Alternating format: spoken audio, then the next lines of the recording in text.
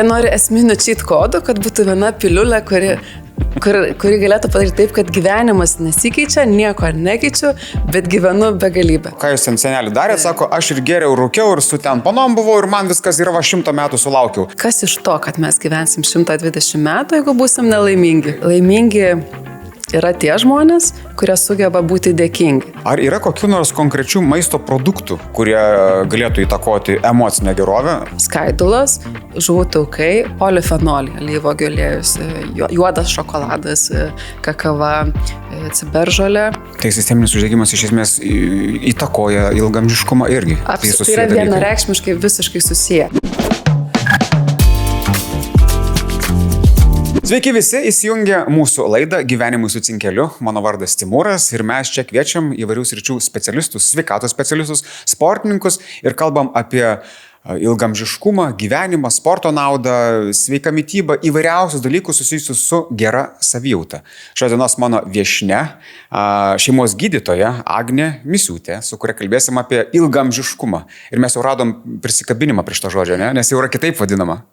Amžėjimas yra vienas iš terminų, kur bando įtraukti, kad amžėjimas. Okay, dailiai, geras. Gražiai seniai. Lietuviškai skamba, jau galim užskaityti, amžėjimas. Pastaruoju metu atrodo šitas terminas vis populiarėja, bent jau socialinėje erdvėje, jeigu užeini ten vieną kitą rilsą prasuksi, rasi, kas ten tau apie sveikatą aiškins ir apie ilgą ir prasmingą gyvenimą kalba. Ar jaučiat kažkokį susidomėjimą iš žmonių, kurie pas jūs ateina iš publikos, kad tas ilgaamžiškumas būtų taip svarbus, lyg tai taip, kaip jis mums dabar atrodo? Esu gilinusis žiūrėti, kada atsirado tas jau momentas, kai atrodo žmogui svarbu ilgai gyventi. Jis buvo visada. Ir nuo tų laikų, kai buvo tikimasi atrasti gyvybės eliksyrą, kad gyvens žmogus 100 metų. Čia nuo viduramžių. Viduramžiais, taip. O dabartiniais laikais yra genų revoliucija, kas paskatino žmonės ieškoti sprendimų, ieškoti būdų, kaip jie kiekvienas asmeniškai galėtų gyventi 120 metų ir dar ilgiau. Iš savo pacientų tarpų irgi esu sulaukus, tai ką aš galiu padaryti, kad gyvenčiau iki tol, kol pamatysiu, kad mašinos skraido. O jie padaryti nori kažką papildomai, ar tai mažiukų cheat kodų kažkokių, ar kažkokių esminių pokyčių žmonės? Jie nori esminių cheat kodų, kad būtų viena piliulė, kuri galėtų padaryti taip, kad gyvenimas nesikeičia, nieko nekeičiu, bet gyvenu begalybę. Tai šiek tiek liūdna, nes pagrindiniai principai jie išlieka tokie patys, kaip padaryti, kad žmogus gyventų 120 metų. Tai yra... Jūs jau žinot? Be abejo. Okay. Tai gerai, tada nuo pradžių, kas lemia tuos, kokie veiksniai prisideda labiausiai prie ilgaamžiškumo, nuo ko tai priklauso? Mes esam girdėję apie viduržemio jūros dietą, labai dažnai būna minima, dar kažkas įeina? Ar tik salotos ir alyvuogės? Tai šiaip, kad mes ilgai gyventumėm, tas visas gyvensenos momentas, jisai susideda iš kelių dalykų. Tai yra ir aplinkos veiksniai, mūsų gyvensenos pasirinkimai ir genetika. Genetika dėja sudaro mažą viso ko dalį. Tai visi tie tyrimai, kurie skatina... Rimtai?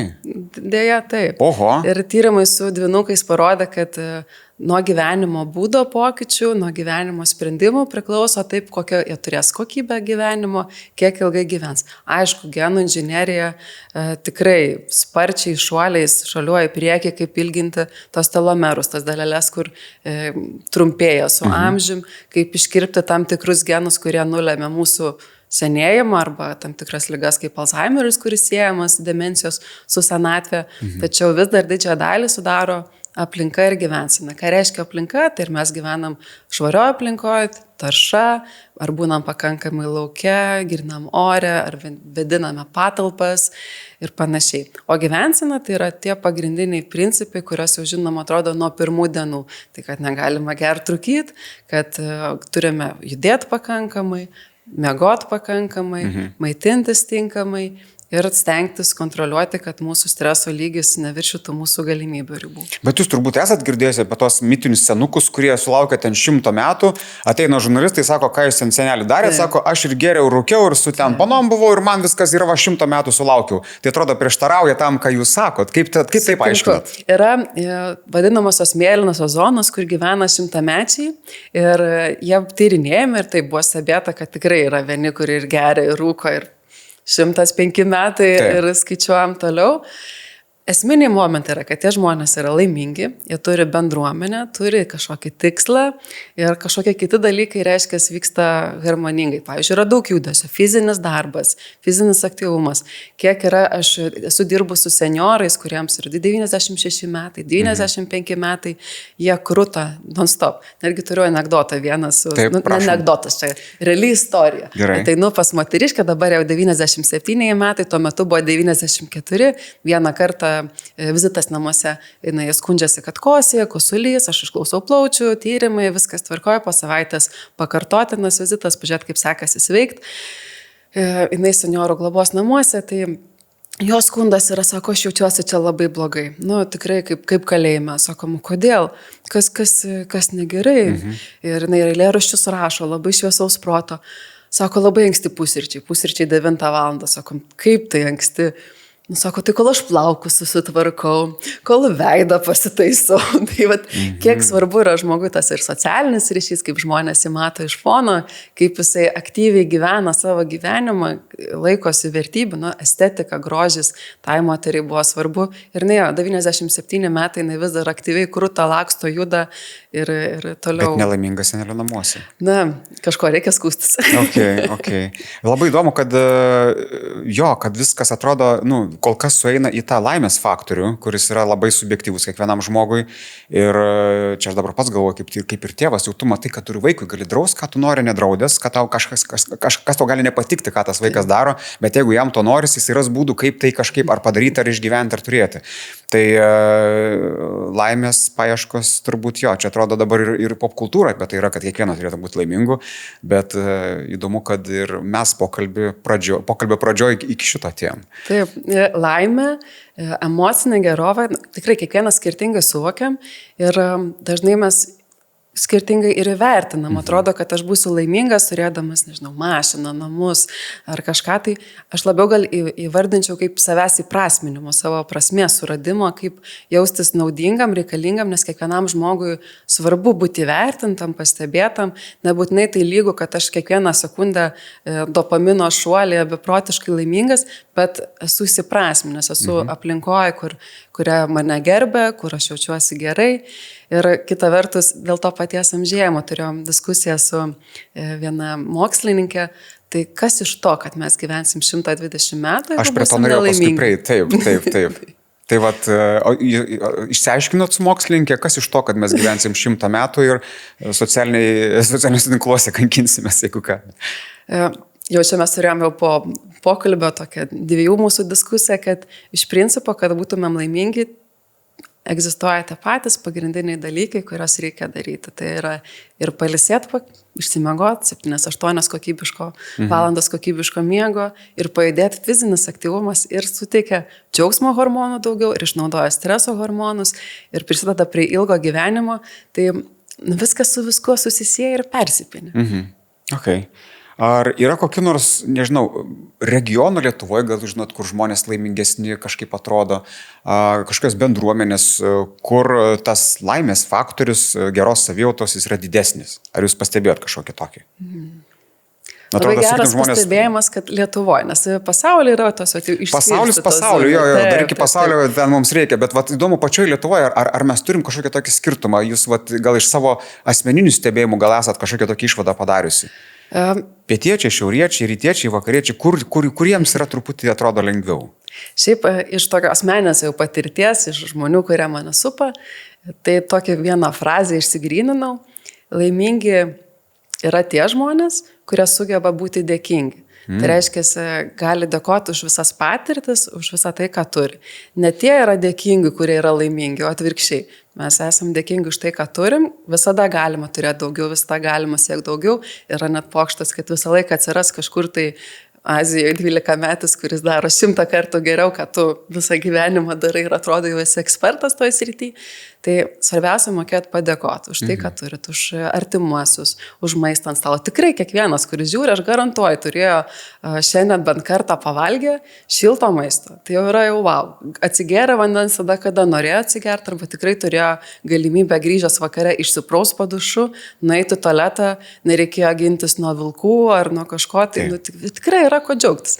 Na, taip, yra tik tai turbūt jo vertis to paties dalyko, kas vienam atrodo yra už ką dėkoti, kitam tai yra kaip savaime suprantama. Tai čia irgi yra turbūt įgūdis tai pamatyti. Ir tai praktika ir kiekvienas vis tiek to matyti savo keliu eina ir tu gali patarinėti kiek nori, bet kol žmogus pats nepradeda to taikyti, dėja pokyčio nebus.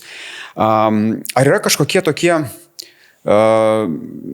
Nes, pavyzdžiui, mano mama visą laiką, jeigu mes pasiskambinam, jinai kas kelintą kartą užklaus, ar tu vitaminus geri, ar ten kažkas tokio. Ar yra tokie įpročiai, kurie seniau buvo lyg ir norma, kaip vitaminų gerimas, o dabar jau sako, kad reikėtų gal pasižiūrėti, reikėtų neviršyti ir taip toliau, nes vitaminų perteklius gali būti ir tai ten atskiras problemos.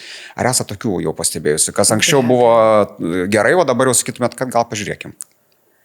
Apskritai esu linkusi pasižiūrėti ir tada rekomenduoti, bet, pavyzdžiui, vitamino D dažniausiai būna stoka. Labai retai, kad suaugęs žmogus turėtų vitamino D perteklių. Lietuvoje. Tai kam gali būti visaip. Omega 3 didžioji dauguma žmonių turi trūkumą, disbalansą, omega 6 ir 3, kas jau Amerikoje kalbama, kad tai yra predispozicija širdies ir kraujagyslių ligų, nuo kurių kenčia gyvenimo kokybė, žmonės miršta anksčiau. Tai šitas yra disbalansas. Tai tie žuvų taukai, kur vaikystėje sakydavo, tai ir šiai dienai tai yra aktualu ir svarbu. Kiti vitaminai, kaip B grupės, tai jau čia reikėtų žiūrėti individualiai. Ką dar pastebėjau, labai dažnai žmogus turi geležies trūkumą, geležies atsargų trūkumą. Įprastais kraujo tyrimais darant, hemoglobinas gali būti normos ribose, tada atrodo, kad viskas gerai, bet feritinas, rodiklis, kuris nurodo geležies atsargas, aišku, jisai didėja esant, pavyzdžiui, COVID-ui, šuoliai būna, tai netinkamas laikas matuoti geležies atsargas, kai žmogus ūmiai serga, bet jeigu jo yra mažiau negu 30, jau įtariama, kad geležies yra stoka. Kodėl aš tai pabrėžiu ir kodėl aš tą skaičių sakau? Nes tyrimuose, kai gauna lapą, būna rezultatas, pavyzdžiui, 10. Ir pagal laboratoriją tai jau būtų visai normos ribose ir tie šeimos gydytojai, kurie neturi laiko arba neskiria dėmesio įsigilinti šitą temą, greičiausiai sakys, viskas su jumis gerai, eikit ir toliau jauskitės pavargę. Tai ne, šitoje vietoje jau reikėtų taikyti gydymą, papildyti geležies atsargas.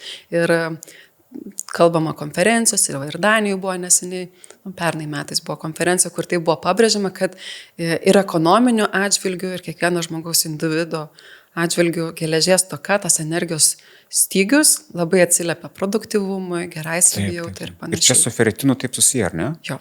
Okay. Ir kai kalbam apie ilgaamžiškumą, amžėjimą, žmonės dažniausiai iš karto jau nori gyventi ilgai, bet esmė yra tokia, kad jie gyvens ilgai tuomet, kai susitvarkys visokias priežastis, kurios sukelia trumpėjimą. Iš esmės, kad nebenorės gyventi ilgai, o tiesiog džiaugtis momentu, taip išėda. Iš principo taip, realiai taip. Tai dar kalbant apie tos, kas madinga, ką reikia darytis, tai verta įsivertinti skydliaukės veiklą, nes dažnai būna, kad nepakankamai aktyvi arba jinai normos ribose, bet, pavyzdžiui, seleną panaudoja, žmogus jausis geriau, nes tada susibalansuos skydliaukė, kitų rodiklių, parametrų veikla. Kodėl mums trūksta mikroelementų, kodėl anksčiau senovėje galbūt žmonės gyvendavo ir jausdavosi gerai ir ten nevartoja tiek papildų, kiek dabar, yra ir teorijų buvo, bet iš pastebėjimo, tarp kitko, lietuviai odontologai darė tyrimus, nes jie iškėlė klausimą, kodėl žmonės anksčiau, kai nenaudodavo nei siūlų, nei prabangių dantų pastų, aišku, turėdavo, ten visko būdavo štais dantim, bet tokio amžiaus, kaip jaunas žmogus, jie taip negesdavo ir nekrisdavo. Aišku, perdirbtas cukrus vienas dalykas, bet kitas dalykas, kad su maistu jie gaudavo daug daugiau mikroelementų. Tai reiškia, dirva anksčiau buvo vaisingesnė, turėdavo turtingesnė ir jeigu čia taip gal grubiai sakant, kai sluoksnis būdavo toks, mikroelementų ir medžiagų, dabar jisai yra toks.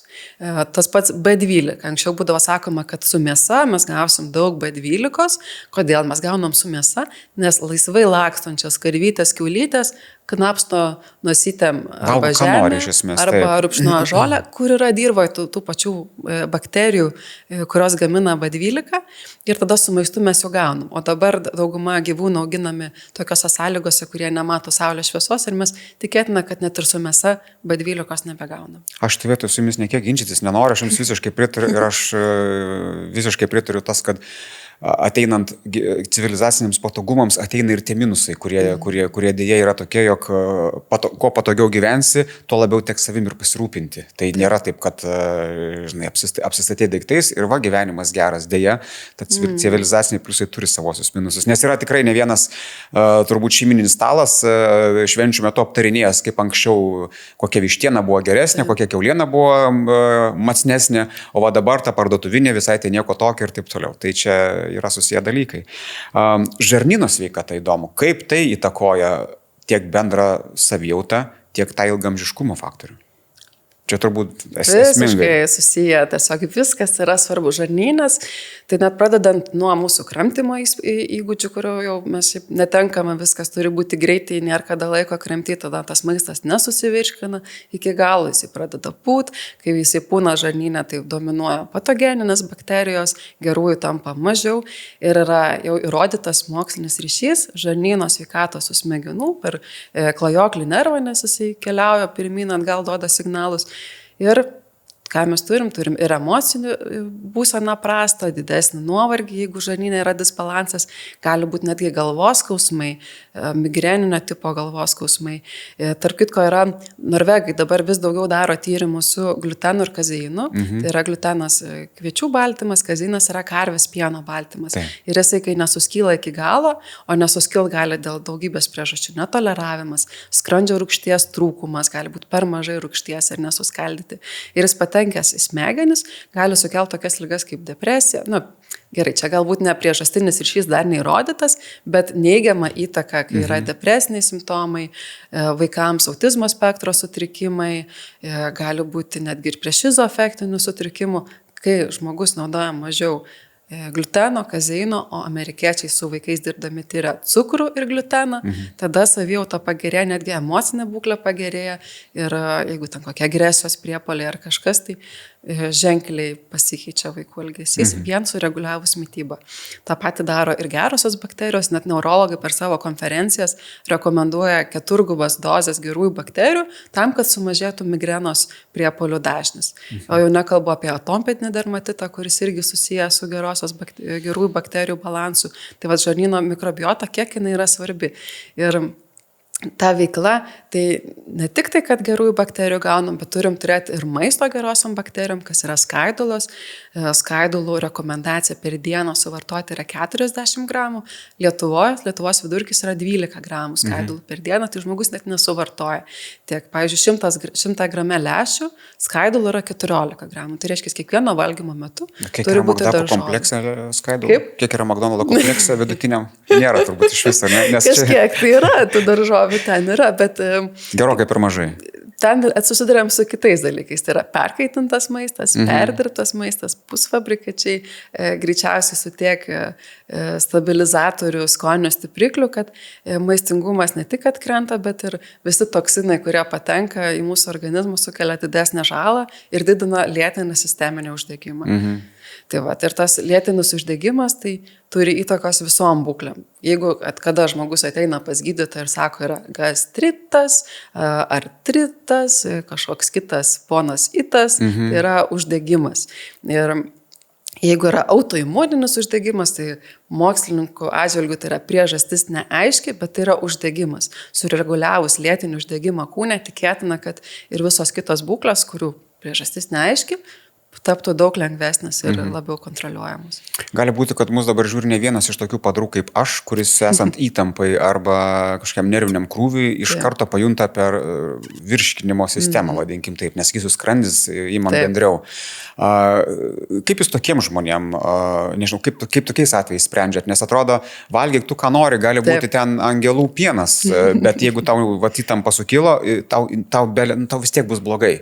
Kaip tokiais atvejais, nuo kurio galo pradeda šitą raizginį atpainiot? Pirmiausia, reikia suvokti, kaip tai atsiranda, kokių principų tai veikia, nes mes esam žmonės, atrodo šiuolaikiniai, viskas gyvenam super patogiai ir gražiai, bet mūsų organizmas jisai ir visi mechanizmai yra gana archaiški.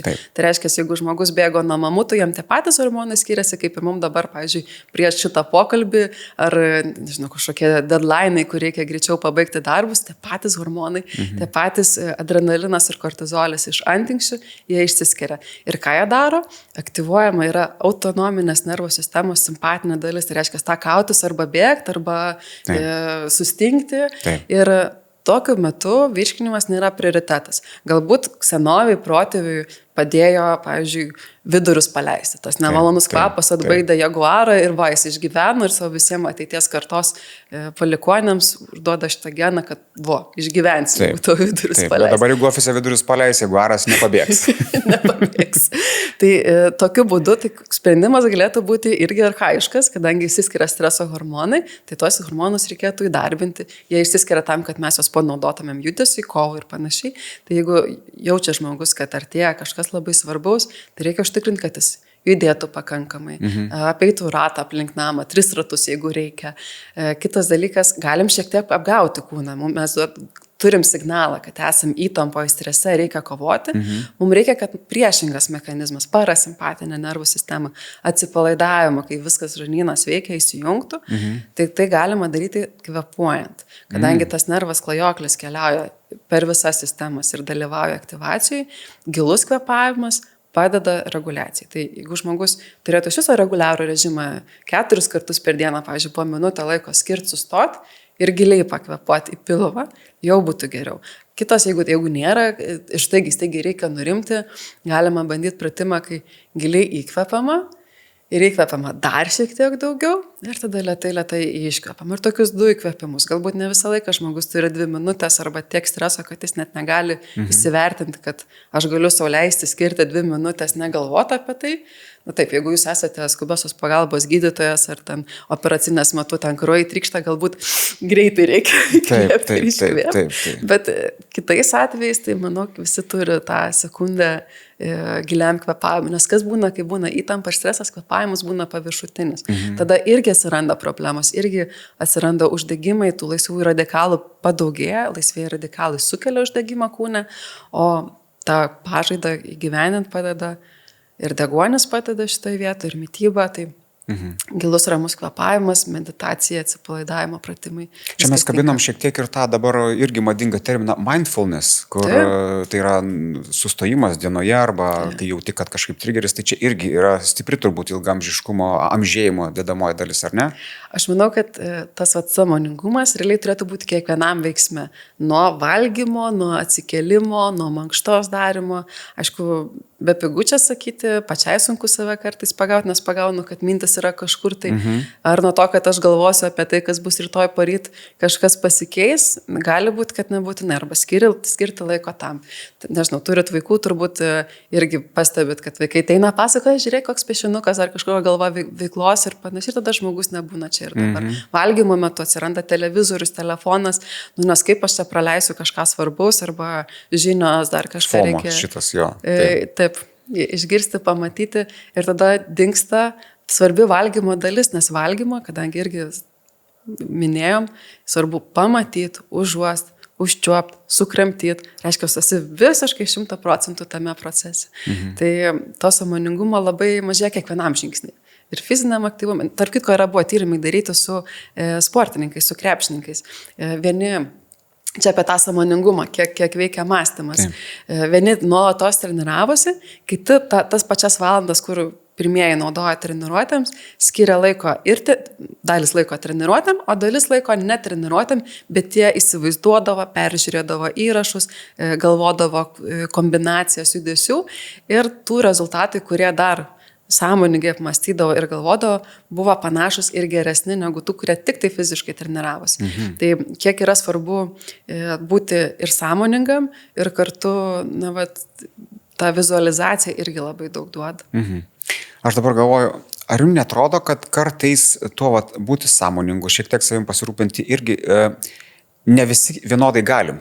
Aš kalbu, pavyzdžiui, jeigu tu esi ten, nežinau, prekybos centro kasininkė arba žmogus, kuris visą dieną prabūni kažkur, kažkaip, kaip tokiais atvejais jūs, nežinau, turit kokių nors gal pastebėjimų iš praktikos, kaip tokiem žmonėm padėti, nes jie tikrai būna, kaip pareina namo, jie nei ką nors girdėti nori, nei tas vaiko piešinys rūpis nori laiko savo, bet tada būna labai sunku subalansuoti. Ką tokiem atvejam rekomenduoti? Jo, kai žmogus dirba itin daug, dažniausiai daugiau negu kūno fiziniai poreikiai išsako, tai Maksimos kasoje gal ir sudėtingiau būtų tas pertraukėlės daryti. Žinant Lidlą, tai būna, kad žmonės keičiasi savo darbo vietose. Bet jeigu, tarkim, kalba apie ofisinį darbą, kai visą dieną nuo ryto iki vakaro ir mano mama, pavyzdžiui, dirba irgi labai atrodo svarbus darbai, iššūkiai ir kiekviena minutė aukso vertės. Tai tokiais atvejais rekomenduočiau žmogui suprasti, kad kelios sekundės poilsio nulems, kad kokybiškas darbas bus toliau, jis bus geresnės kokybės. Kaip tas poilsis galėtų atrodyti? Galėtų būti fizinis pratimas, tie mikrofonas skirti, 5 rankų pakelimai, kas valandą kraujo laiko. apytaka. Jo, kraujo apytaka, pečių tada netaip skaudės, netaip įsitemps, galvos šono pratempimai, galima galvą pasukti ir, jeigu yra erdvės, galima daugiau. Tiesiog fizinio aktyvumo įtraukti, pirščiukus įtempti, kojas ištiesti, pratampyti raumenis, kad būtų kažkokio judesio, nes sąnariai stingsta, kraujotakas stingsta, prastėja, kodėl, pavyzdžiui, tolimųjų reisų vairuotojai dažnai turi pilvelius, tai ne tik dėl to, kad mityba nesubalansuota, bet dėl to, kad nėra judesio.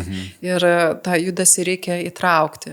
Ir su sustojimus daryti dienos bėgyje, kad įvykdytų. Tada bus šiek tiek lengviau vakare. Aišku, jeigu yra galimybė ir jaučia žmogus, kad toks gyvenimo būdas netinkamas, užduot klausimą, ką aš galiu padaryti, kad gyvenčiau taip, kaip aš noriu gyventi, kad būtų energijos viskam, kam reikia. Aišku, čia galbūt, sakytumėt, prabanga, dirbti mažiau valandų arba persiskirstyti tas valandas, kad būtų pietų pertrauka kokybiška, kad ne tik tai staigiai nubėgat, užvalgot ir grįžtat prie darbų, bet išeitų ir aplink ofisą apeiti. Tai tokie maži dalykai. Jeigu neišeina, tai net mažų dalykų pradėti. Keli rankų pakelimai per kartą į valandą.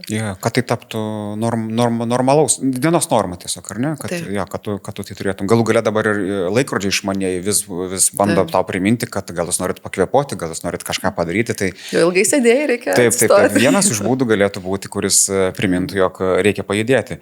Ar yra kokių nors konkrečių maisto produktų, kurie galėtų įtakoti emocinę gerovę? Aš vieną žinau, šokoladas juodas, ar yra dar kokių nors? Taip, tarp kitko juodas šokoladas arba ta kakavos masės. Kakavos pupelis būna taip. Jo, jas tikrai daug teobromino, kuris kelia džiaugsmo hormonus, tarp kitko Meksikoje šokoladas, sako, širdį atveria, bet iš tikrųjų ten daug kalio, magnio. Tai kaip ir vienas iš super maistų. Kodėl tai gerai? Nes kakavo yra daug flavonoidų. Flavonoidai yra vieni iš polifenolių rūšių. Polifenoliai tai yra tie, kurie kovoja su uždegimu, antioksidantai. Tai polifenolių gali būti ir alyvuogių aliejus, kas labai madinga Viduržemio jūros dietoj ir labai rekomenduočiau įtraukti į mitybą geros kokybės alyvuogių aliejus, jis netgi šiek tiek kartus turėtų būti. Visi tie, kas turi polifenolių, jie yra tokie karsti, tokį kartumą. Jausmą, ciberžolė, kurkuminas irgi tokia, labai ant bangos madinga. Tiesiog prieskonis, ar ne? Prieskonis, šafranas, jisai emociniai savijautai labai padeda, prabangus prieskonis, bet yra tyrimų, kad apramina, reguliuoja. Taip pat kiti dalykai, kurie gal ne taip atrodo tiesiogiai padeda, bet turi labai labai svarbią reikšmę. Tas pats omega-3, žuvų taukai, gali būti jūros dumblių taukai. Svarbu naudojant atkreipdėmėsi į kiekį, kiek žmogus gauna ir yra pakankamai stiprus antioksidantas tame žuvų taukė toj pakuotėje, ar tai būtų kapsulės, ar būtų aliejus, ar kažkas tai su alyvuogių aliejum. Vienas iš geriausių miksų, kaip gauti ir alyvuogių aliejų, ir žuvų taukų. Skaidulos, tirpios, netirpios, yra galima nusipirkti tirpių skaidulų indelį ir naudoti. Tai bus, aišku, nebus, kad tą momentą suvalgot ir iš karto, jaučiuosi koks laimingas, ne taip kaip nuo šokolado. Jo, šokoladas reikia iš karto, šitą jau pavandęs, tai rekomenduoju, bet su skaidulom užtruks laiko, ne? Užtruks, tas pats ir su žuvų taukais. Pusę metų reikėtų, šiaip visą laiką reikėtų naudoti, bet gali būti, kad efektą pajusit po pusės metų. Gerosios bakterijos irgi mėnesio, 2 mėnesių kursas. Tai skaidulos, žuvų taukai, polifenoliai, alyvuogių aliejus, juodas šokoladas, kakava, ciberžolė. Ir ką dar galima įtraukti, tai yra jau čia kaip papildas dažniau, bet jisai būna su mielėm, 1,3 ir 1,6 beta-gliukanai, kurie aktyvuoja imuninę sistemą per žarnyną, kad geriau kovotumėm su virusais ir bakterijom, ypač rudenio, pavasario metu. Tai čia iš tų dalykų, kai žmogus sako, aš nežinau, ką man čia išbraukti, labai sunku kažko nevalgyti, tai ką galiu įdėti ir valgyti. Tai va šitie dalykai. Jeigu kažko nevalgom, tai va, bent alyvuogių aliejaus. Ką reiškia bent alyvuogių aliejaus? Tai idealu būtų 2 šaukštus 3 kartus per dieną. Aš bandžiau, nebuvo lengva, bet vieną išeina. Okay. Dabar gerbiama gydytoja, jeigu žmogus, mes apie laimę kalbėjome, jeigu jis laimingiausias jaučiasi, kai valgo mamos kugelį su daug spirgučių ir grietinės. Ir dabar kaip suderinti šitą visą, nes tikrai šaržuoju, bet lietuvių, man atrodo, didžiosios dalies vis tiek, jeigu mes išvažiuosim už Vilniaus arba didmiesčių rajonų, mes surasim žmonių, kurie valgo riebiai, labai stipriai kaloringą maistą. Ką galima jiems būtų pasakyti?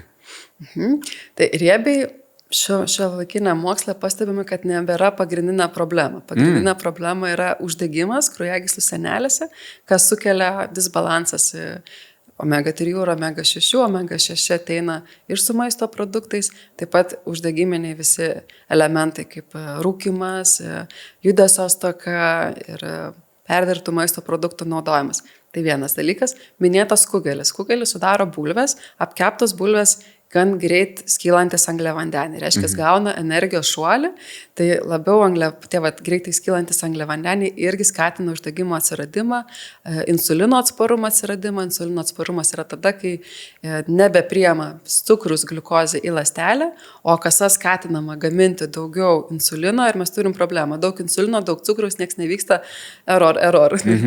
Rizika atsirasti diabetui.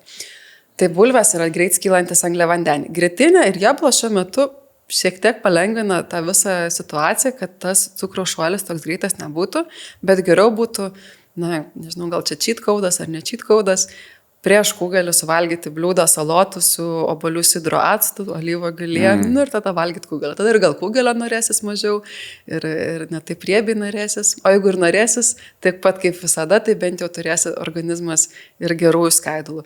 Kitas dalykas, dar prieš maistą rekomenduočiau stiklinę vandens išgerti, geriau neįtin šalto, šilto, kad nenaudotų kūnas energijos sušildymui. Tai jau irgi sumažės kiekis suvalgoma maisto. Ir jeigu žmogus valgo, apžaidžia save šiek tiek ir vis tiek tą kugelį su spirgais valgo, viskas gerai ir eina judėti, dirba fizinį darbą, tai kaip ir problemos nematau. Bet jeigu privalgo skanaus kugelio spirgų, dar kokį cepeliną ant viršaus ir eina miegoti, tada turim problemą.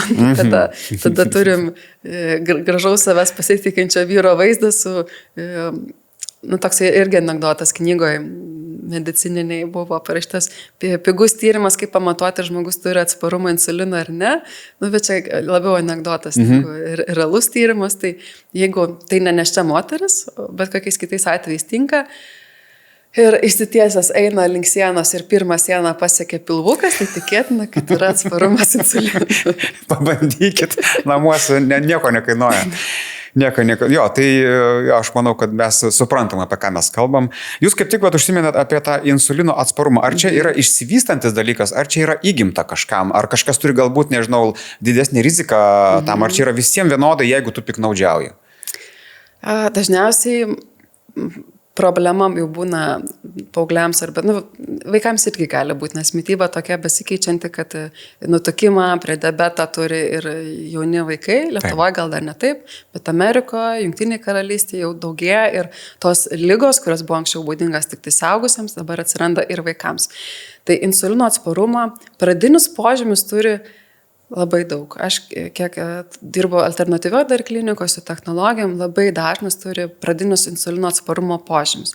Kada atsiranda insulino atsparumas, tai ne tik tada, kai mes valgom greitai suyrančius angliavandenius, visokius deserčiukus, saldainiukus, makaronus, bulves, baltus ryžius, bet ir kai patiriam stresą, nes streso metu ant inkstų antinkščiai esančios kepurytės dar galėtų, išskiria adrenaliną, adrenal glands, išskiria adrenaliną, kortizolį, kas irgi skatina cukraus išsiskyrimą, tai mes turim cukraus daugiau ir nuo to, kad mes turim stresą. Ir tas cukrus, jisai pats atsargų nekaupia, net nekaupiam cukraus atsargų, mes jį konvertuojam į riebalą ir tada jisai kažkur užsideda. Jeigu ant pilvuko, tai dar ne taip blogai, blogiau jeigu kraujagyslių sienelėse. Tai pati pradžia to viso būna insulino atsparumas. Kai ląstelės yra sočios, sakom, viskas fainai, mes jau pilnos, jau nieks nebetelpa, jau, įsivaizduokit, pilna patalpa daiktų, man čia dar kažką neša, sorry, nebepriėm. Ir tu gali duoti, kiek nori raktų, kiek nori spinų, bandyti, duris uždarytos, neatsidaro, jau nebeįgrūsi viso. Nežinau, kas teko matyti draugus, yra toks vienas epizodas, kur tvarkinguolė Monika turėjo slaptą spintą, kuri viską sugrūda ir niekam niekad nerodė. Tai kai mes turim pilną cukraus, tai mūsų ląstelės yra kaip ta slapta spinta, jos jau nebeprigrūsi daugiau. Ir ten tada viskas konvertuojasi. Ir tada jo, kraujagyslėse siautėja insulinas ir cukrus. Ir kai insulino, nes kasa gauna signalą, yra cukrus, man reikia daugiau gaminti insulino. Insulinas nepadeda patekti cukrų, bet kasa toliau gauna signalą. Cukraus yra. Ir kokia problema, kai kasa pavargsta gaminti tiek insulino, kad tą cukrų sureguliuotų, tada jau ir antro tipo diabetas, ir tolimesnis jo vystimasis, ir visos kitos problemos, kurios yra šių laikų rykštė to stebuklingo gyvenimo civilizacijoje pasiekmė. Ir atsparumas insulinui mes jį galim kontroliuoti, galim sureguliuoti, kad jo nebūtų. Tai vienas iš dalykų yra neužkandžiauti, tai yra valgyti pertraukėlę tarp maistų, turėtų būti 3-4 valandos. Ir pertraukas skaitosi, kai niekas burnoje neatsiduria, jokių riešutukų, jokių saldainiukų, nes ir saldainiukas jis irgi užkelia cukraus lygį. Jeigu žmogus jaučia tokį poreikį, aš esu iš tokios šeimos, kurio normalu nuolat vis turėti kažkur kažką, nes vienu prisėdimu būna, kad atrodo pavalgiai, bet už valandos tu vėl alkanas. Gali būti greita medžiagų apykaita. Šiaip įdomumo dėliai dabar turim galimybės sudėti cukraus matavimo aparatą ir stebėti, kaip tas keičiasi. Ir tiesiog nebūtinai sirgti cukriniu diabetu, kad mes žiūrėtumėm, koks tas cukraus kiekis. Galima pastebėti, bet jeigu žmogus yra aktyvus, judantis, tikrai išnaudoja tą energiją, ar, nežinau, itin stiprų protinį darbą dirbantis, gali būti. Bet gali būti noras užkandžiauti dėl to, kad yra nekokybiškas miegas, nepailsima per naktį, yra įtampa, stresas, tam tikras net emocinis valgymas, kad nuraminti kažkokį susidariusį stresorių ir panašiai. Tai jau reikėtų pažiūrėti, kodėl tas maistas ateina. Tai vat iš mindfulness, ką mes kalbėjom, sąmoningumo praktikų galėtų būti, jeigu neužsirašyti kiekvieną savo kreivingą ir ką įsidėjau, tai bent jau fotkintis. Ir po to atėjus su specialistu kalbėti, nes dažnai būna, tai kad aš nieko nevalgau, nieko neužkandžiau, kaip prisifotkina, tada ir saldainiukas atsirado, ir kažkoks užkandukas atsirado ir panašiai. Tokiais atvejais geriau rinktis kažkokį baltyminį maistą, skaidulų maistą, gal atsigerti vandens, gal iš tikrųjų mes norim nevalgyti, o norim gerti. Nes taip dažnai mes supainiojam tos signalus, kad kūnas yra ištroškęs ir tada norim valgyti. O išgerus stiklinę vandens jau kaip ir nebesinori. Tai šitą reikėtų pažiūrėti. Kas dar padeda prie insulino atsparumo? Chromo papildai padeda įeiti ir skaidulas. Čia tas, kur blizgina ratus? Tas pats chromas? Jo, yra mikro, tai ir geležis irgi tas pats, kur mašinos. Jo, bet chromas aš net, nustebau. O tai būna papildai kažkokie chromo? Jo, būna chromo papildai. Aišku, čia ne panacėja, bet vienas iš būdų, kas galėtų būti. Kitas dalykas, jau minėti, žarnyno parazitai kartais patys siunčia signalą, kad kaip gerai būtų cukrus. Grybeliui labai patinka cukrus, pieno produktai, miltiniai. Jisai dominuoja ir irgi gali gauti kūną signalą, kad kažkaip reikia kažko saldaus. Tai kartus dalykai, chromo papildai, režimas, skaidulos labai padeda surišti insulino perteklių, cholesterolius perteklių ir pašalinti su žarnynu. Tai jeigu norisi kažko saldaus, tai tada geriau rinktis ne saldainių, bet, nežinau, obuolį, apelsiną suvalgyti. Gausit ir skaidulų, ir elementų, ir to paties cukraus irgi bus, bet šiek tiek mažiau. Dar taip trumpai viskim, kas yra rafinuotas cukrus ir kokios būtų alternatyvos jam, nes čia yra irgi vienas iš tų blogių, kuris šiais laikais čia plaka iš visų pusių. Rafinuotas cukrus, tai čia tiesiog baltas tas? Baltas cukrus, kurį deda visur, tingi, netingi, reikia, nereikia. Galit pažiūrėti kečupą pakuotę, ten irgi gali būti keli šaukšteliai cukrus. Šiaip bet kurį maistą pažiūrėkite, jūs nustebsite, kad ten cukrų atskirai būna išrašyta, jose yra tikrai labai daug. Ir čia yra turbūt šio laikmečio irgi rykštė tam tikra. Tai, vienas iš būdų tai stebėti, mes apie savistabą šiandien vis grįžtam ir kalbam, tai gerai, jeigu stebi, ar yra, koks alternatyvas būtų rafinuotam baltam cukrui? Rudas turbūt jau nebėra, ne alternatyva. Idealu būtų pamiršti cukrų. Iš tokių šiaip pagalvojimų, kad Na taip, galėtų galbūt medus. Medus turi šiaip įskila, galiausiai tą energijos molekulių turi daug, bet yra ir kitų mikroelementų, kurie yra naudingi. Tada jeigu žmogui jau yra problemų su cukraus kiekiu, yra cukraus klevų sirupas, stevija, kur kitokia ta cukraus molekulė ir nesukelia cukraus padidėjimų. Tačiau mano manimu idealu būtų to saldumo kiek mažiau turėti, arba pasidaryti savo iššūkį, tarkim, 3 savaitės be saldumynų, be cukraus, be greitų angliavandenių. Ir tada, kai atsiranda gyvenime, tada žmogus pastebi, wow, yra buvęs toks iššūkis su medikų bendruomenė, negerti Coca-Colos, Coca-Cola duoda tiek daug energijos ir cukraus, ir kofeino, ir visko, ir žmogus tas, kuris nuolatos naudoja, negeria mėnesį laiko ir tada suprato, kokia yra saldi, kiek ten yra to cukrų. Ta prasme, kartais mes net nesuvokiam, kiek yra tas daiktas saldus, kol nepadaroma iššūkio nenaudoti, neįtraukti. Taip. Nes mes ir čia jau vienai laidai esam kalbėję ir apie alergijas ir apie tos dalykus. Tai yra turbūt bendrai viskas susiję, kai sistema išsiderina, jinai gali vienaip arba kitaip tos signalus siųsti. Sisteminis uždegimas toks būna, uždegimų mes atrodo dabar daugiau turim. Man nuo vaikystės terminas uždegimas labai keistai skamba.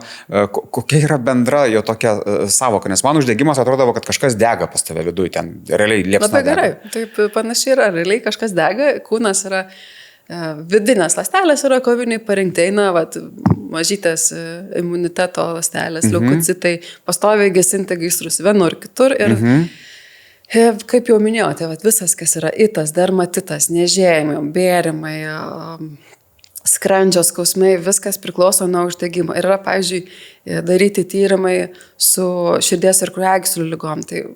Taip, kraujagyslių uždegimas, arteritas yra predispozicija visiems insultams, infarktams, trombozėms ir panašiai. Tai reiškia, problema yra ne tik tas cirkuliuojantis cholesterolis. Tarp kitko, cholesterolis nėra toks blogis, kokį mes jį vadinam ir laikom. 3 ir aš kiek žinau. 3 ten tos rūšys. Jo, yra didelio tankio, mažo tankio, trigliceridai ir vieną mes iš jų, 2 tiksliau iš jų demonizuojam, itin mažo tankio ir trigliceridus, bet ne tiek pats cholesterolis, kiek yra lėtinis sisteminis uždegimas. Jeigu cholesterolio, nes jo mums reikia smegenų ląstelėms, kad būtų tulžies gamybai, vitamino D sintezai, hormonų sintezai, labai svarbu šitos medžiagos, tai taip drastiškai imti ir mažinti nėra sprendimas, jeigu yra nesutvarkyti kiti dalykai, kaip lėtinis sisteminis uždegimas. Tai ką reiškia lėtinis sisteminis uždegimas? Su maistu mes gaunam daug omega-6, kas sukelia uždegimą, kas yra gaminasi arachidono rūgštis, kuri yra reikalinga uždegimui. Pavyzdžiui, anksčiau žmogus įsipjauna, įsibrėžia. Ir tada uždegimas reikalingas. Įvyksta uždegimas, kad išsispręstų žaizdos problema, kad pasišalintų pūlinys. Bet dabar mes tam turim antibiotikus, tam turim muilą galų gale, išsiplaunam ir nebėra tiek problemų. O ką mums kūne nuolatos, kad kažkur kažkas tai degtų, kažkur būtų uždegimas? Nereikia. Bet jis ateina su netinkama mityba, poilsio stoka, disbalansų tų medžiagų, kurias jau minėjau. Galų gale, kaip tas uždegimas atsiranda.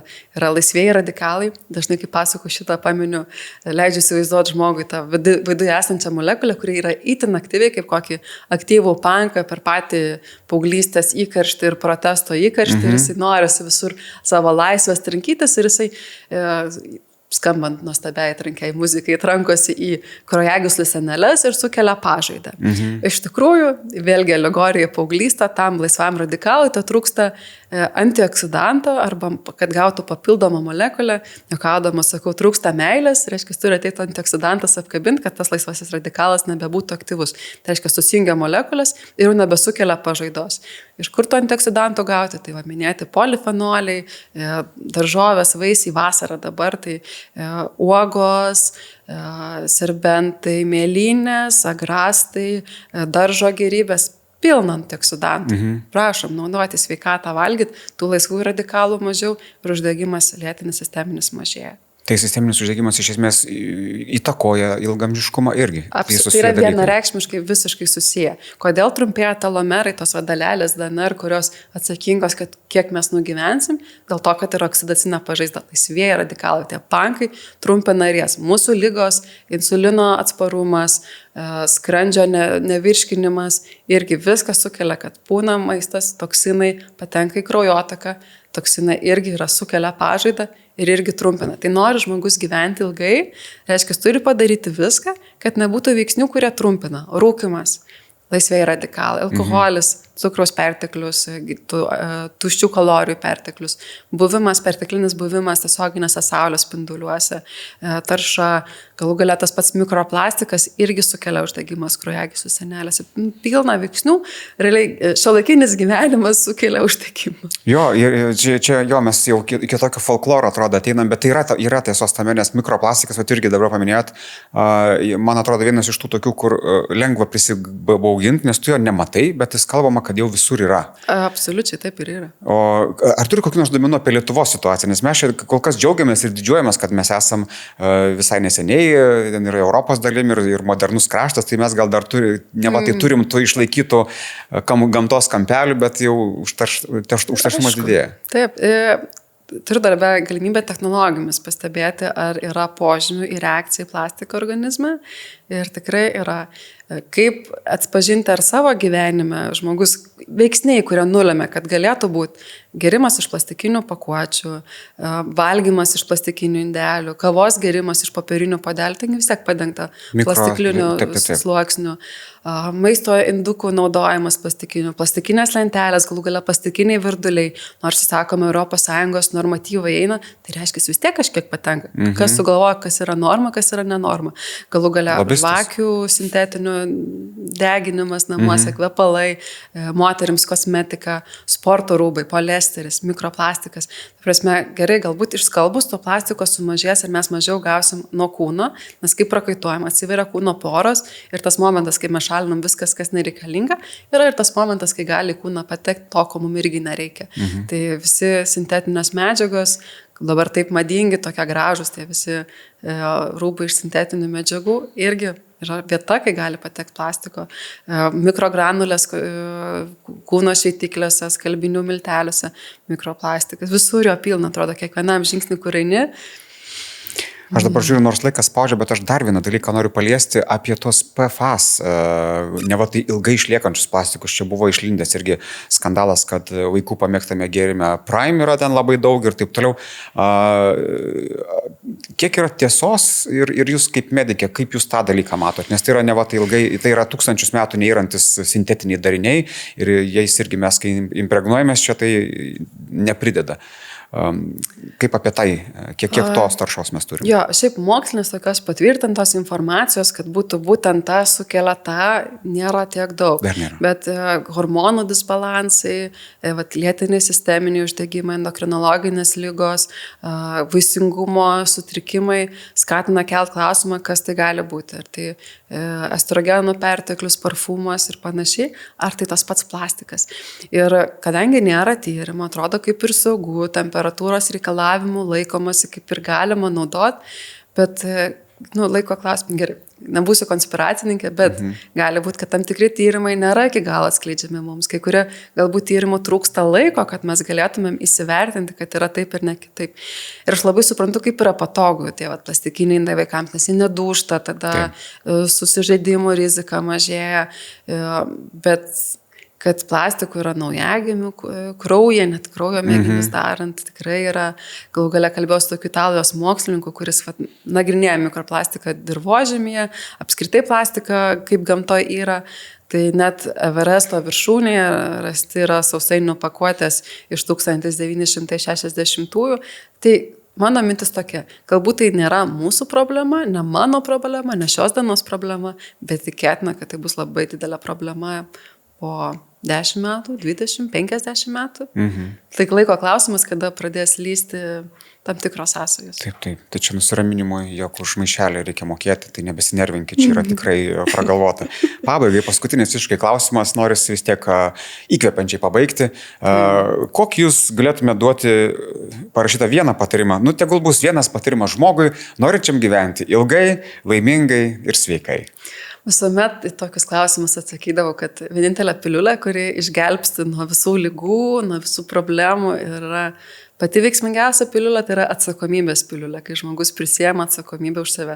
Tai yra gan karti piliulė, nes norisi, kad kažkas kitas išgelbėtų. Kažkas skaniau duokit. Kažkas skaniau. Tai kažkas skaniau atradau, nes šitą karti piliulę ne visą laiką paeina. Tai yra mažų žingsnelių menas.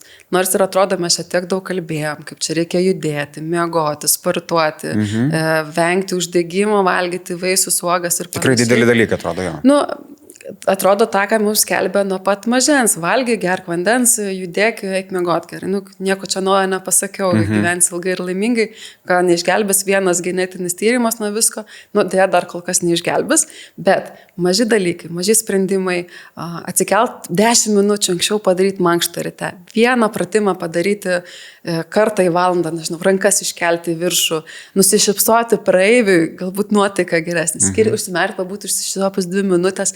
Maži dalykai. Jeigu kasdien perskaitysit po vieną knygos puslapį, tai jau po metų bus 365 puslapiai perskaityti, jau visa knyga. Jeigu 2 puslapiai žiūrėkite, jau 2 knygos. Jeigu kasdien padarysit 10 pritupimų, tai jau 3000, nu gerai, matematika.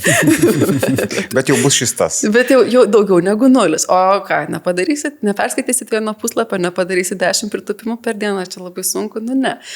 Įtraukti kelias uogas per dieną, kažkokius skaidulų vieną kartą per dieną, pakeisti saldainį į obuolį. Nu, neužsikraukit iš karto, nesuvalgysit viso dramblio vienu apsižiojimu. Mažai žingsniukais, neplakant savęs, su meilė savo, bet į priekį. Geriau lėtai, bet kryptingai, negu vienoje vietoje ir be krypties. Jo, vienas iš sudėtingiausių dalykų išmokti mylėti save. Čia dar valanda pokalbio. Taip, dar valanda, bet šį kartą matau, jog laikas visai mūsų užspaudė. Agnė Misiūtė, šeimos gydytoja, šiandien buvo mūsų viešinė. Ačiū, kad atėjot. Ačiū, kad pasidalinot ir tikiuosi, gal dar grįžit, nes mes, aš akivaizdžiai matau, mes dar tik paviršim praėjom. Man buvo labai malonu. Tai va, ačiū, kad žiūrėjot ir iki.